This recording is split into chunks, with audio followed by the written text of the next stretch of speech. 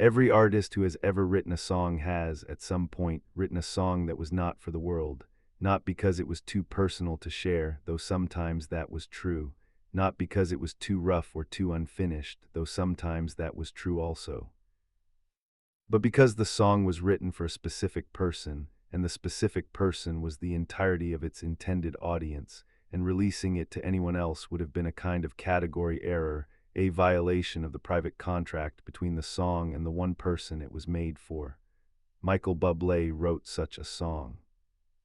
He wrote it in the period after his son Noah's cancer diagnosis, in those years between 2016 and 2018, when the family's life had contracted to the dimensions of the crisis, when the arenas and the albums and the career had been set aside with the completeness that only a parent facing a child's illness can achieve, and when the ordinary instruments of a musician's life, the melody, the lyric, the act of putting feeling into sound, were redirected entirely toward the one purpose that mattered.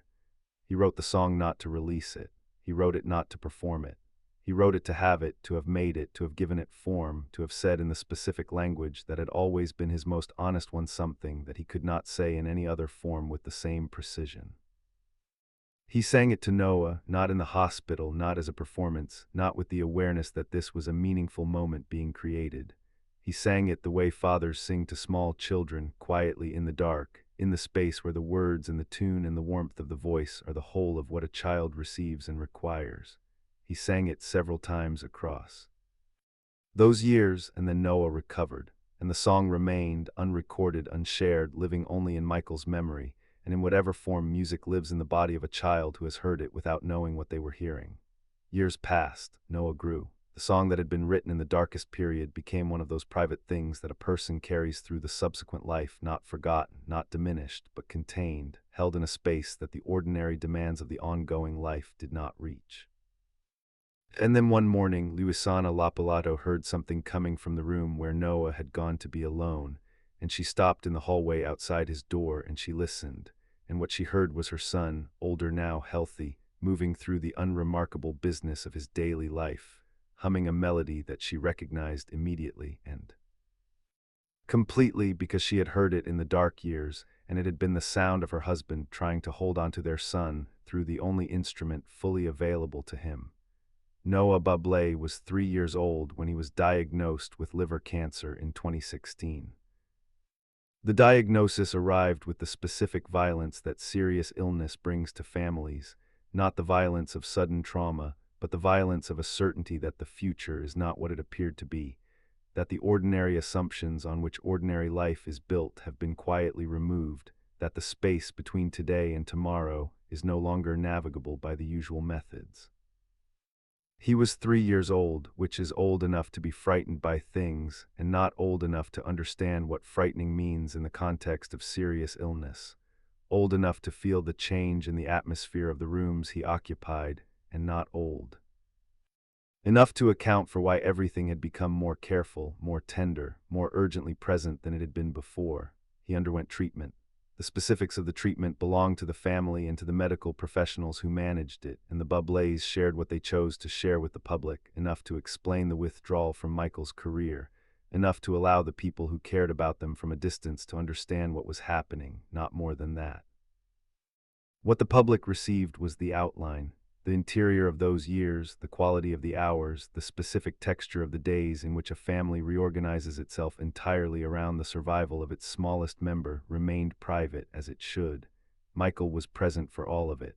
This was not a matter of choice in the meaningful sense, it was simply what was true, what was required, what a father in that situation does without requiring the situation to ask. He had withdrawn from touring, from recording, from the professional life that constituted his public identity, and had directed his entire attention to the domestic life that constituted his actual one.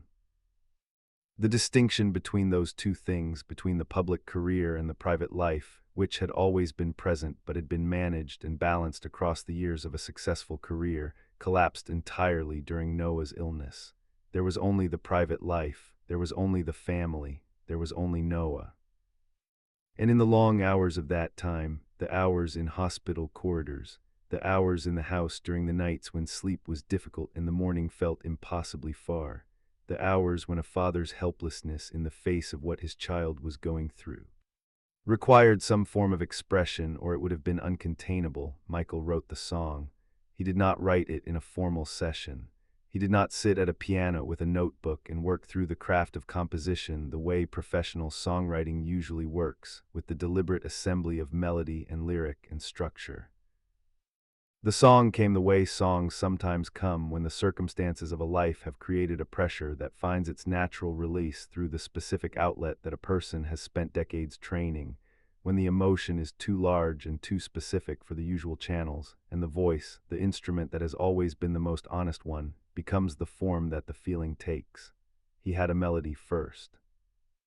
It arrived in the way that melodies arrive when the guard is down, in the middle of the night, when he had been awake for too long, and the house was quiet, and the particular quality of the dark hours had lowered whatever resistance a trained musician maintains between the internal and the external. He hummed it quietly, sitting in the kitchen with a cup of tea that had gone cold, not wanting to wake anyone, making no record of the melody except the one in his own memory. He sat with it for several days. The melody felt right in the way that feels like recognition rather than invention, as though the melody had always been there and he had simply been given access to it at this particular moment because this particular moment was when it was needed. The lyric came more slowly. He was not trying to write anything universal, not trying to reach an audience, not trying to communicate anything to anyone who was not the 3-year-old sleeping down the hall. The lyric was personal in the most specific possible sense. It was addressed to Noah directly, in the simple language that adults use when they are speaking honestly to small children, without the elaboration that self-awareness introduces when adults speak to each other. It said, "I am here." It said, "You are strong." It said the things that a father needed to say to his son and that the son at 3 could receive without needing to fully understand.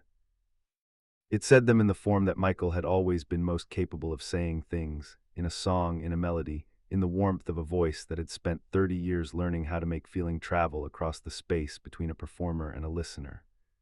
He sang it to Noah on several occasions across the illness, always quietly, always in the private hours, always in the specific way that is not a performance but is a transmission, one person giving something directly to another person with the entirety of what they have to give. Noah received it in the way that small children receive songs, with his body, without analysis, with the specific receptivity of someone for whom the distinction between hearing a melody and inhabiting it has not yet been established. The song was in the room, the song was in him. He did not know this. He was 3. At some point, not in a formal deliberation, not as the result of a specific conversation, but in the quiet way that certain decisions make themselves, Michael understood that the song was not going to be recorded. Not because it was unworthy of recording, not because the craft of it was insufficient or the melody was rough or the lyric was too personal for a wider audience to receive. Songs far more personal than this one had been recorded and released. Across the history of popular music to great effect, the personal quality was not the reason. The reason was simpler and more fundamental. The song had been written for Noah. It had been given to Noah. It had performed its entire function in the dark hours of an illness, in the specific exchange between a father and a son in which the father's voice was the instrument and the son's sleeping face was the audience. Releasing it to the world would not have diminished it exactly, but it would have diluted the thing the song was, the specific, irreplaceable quality of a piece of music that had only one listener and had always had only one listener and was therefore, in its nature, different from every other song Michael had ever written or performed. He was a man who had built his career on giving his music away, on the generous, complete act of performance that placed the music in the public space and invited everyone who needed it to receive it. He understood the value of that act. He had witnessed it in thousands of rooms, in the faces of people who had been reached by the music at moments when being reached was what they most required. But he also understood, perhaps for the first time with this completeness, that not everything that is made needs to be given away. That some things are made entirely for one person, and that the making of them is its own kind of gift to the one person and to the maker. The song was Noah's. It would remain Noah's. And years later, it would prove itself Noah's in a way that Michael had not anticipated, and that Luisana, standing in a hallway outside her son's door, would receive as one of the most significant moments of her own quiet life. It was an ordinary morning. Noah was older now, past the illness, past the treatment, past the years of careful monitoring, and the gradual return of ordinary life to its ordinary rhythms. He was the age that children are when the serious illness of early childhood has become part of their history rather than their present, not forgotten, not unimportant, but integrated into the self in the way that the things that happen to us in our earliest years are integrated, below the level of conscious memory, shaping the person without being fully visible to the person being shaped. He was in his room. The door was slightly open. Luisana was passing in the hallway, engaged in the ordinary business of the morning, nothing significant, nothing that should have produced what happened next. And she heard her son humming. Not words, not a song he had learned in school or heard on the radio or absorbed. From the ordinary cultural environment of a child his age, a melody, specific, unhurried, the particular quality of something that exists in the body rather than in the mind, the way you hum something you do not know you know, something that has been part of you for so long that it no longer requires conscious access to be present. Luisana stopped. She recognized the melody in the same instant that she heard it, not after a moment of searching her memory, not through any deliberate act of recollection, but with the immediate, complete recognition of something deeply known. She had heard it in the dark years. She had heard Michael hum it in the kitchen at 3 in the morning. She had stood in the doorway of Noah's room on the nights when Michael was in there, sitting beside the small bed, the house quiet around them, and heard the melody moving softly.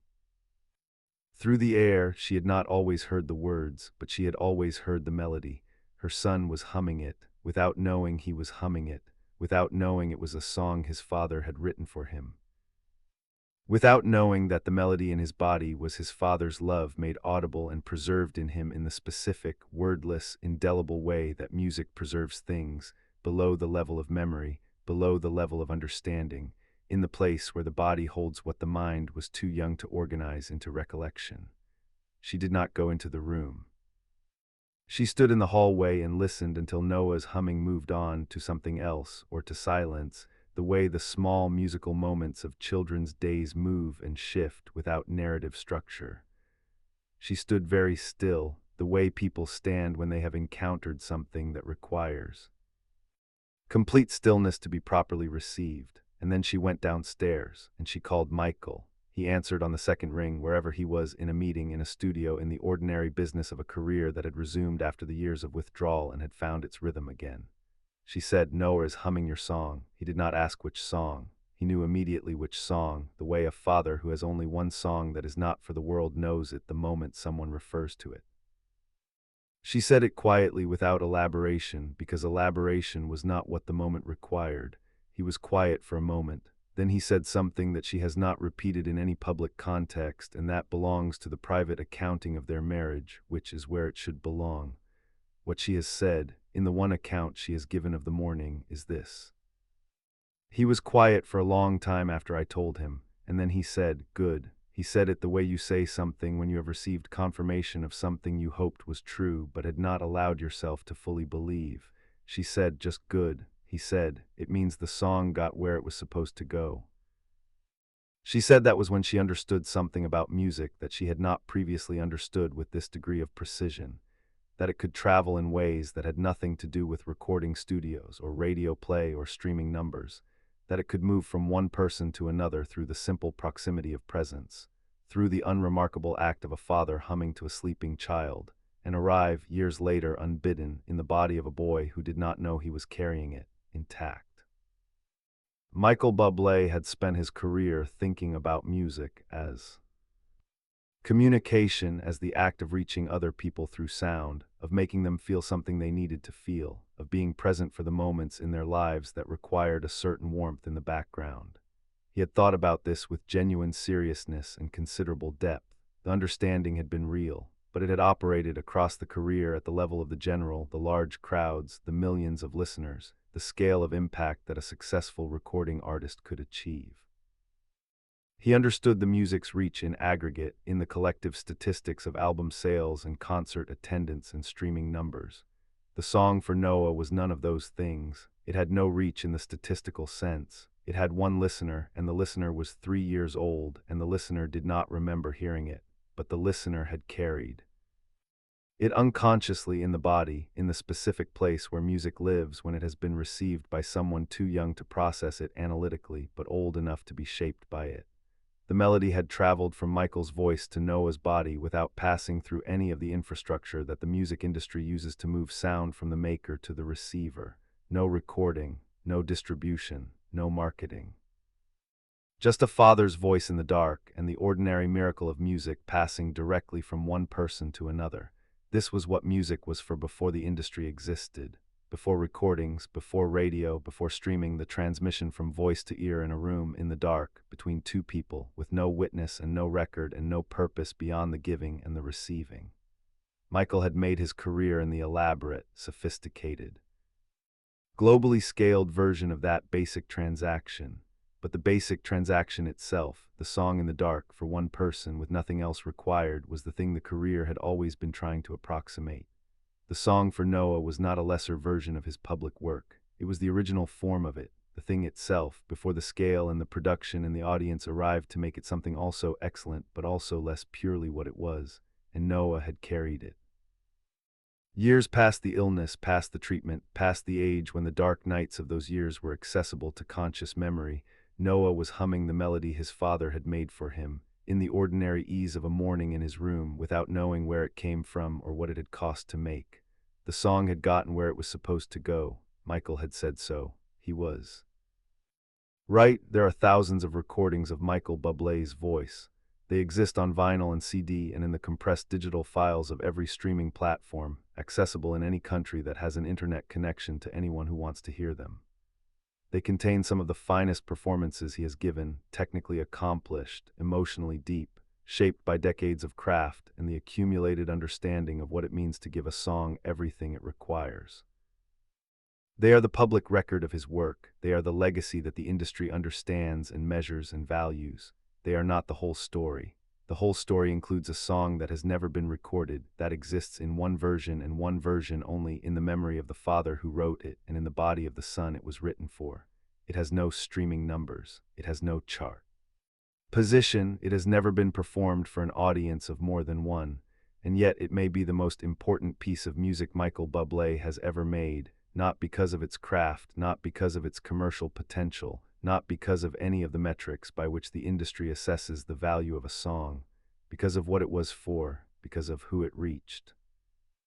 Because it traveled from a father's voice to a son's body in the dark years of a crisis that the father could not resolve any other way, and it arrived and it stayed, and years later, in the ordinary light of an ordinary morning, a boy who did not know he was carrying it hummed it to himself in his room, and a mother in the hallway heard it, and a father on the phone said, "Good. It means the song got where it was supposed to go." That is the whole story of the song that was never meant for the world. A melody in the dark, a father's voice, a child who was too young to remember but old enough to be shaped. And the morning years later, when the shaping revealed itself in a hallway, in a hum, in the simple evidence that the music had done what music has always done at its most fundamental. It had moved from one person to another. It had arrived, it had stayed, and it was still there, in the body of the person it was always meant to reach, long after the darkness that produced it had been replaced by the ordinary light of an ordinary day.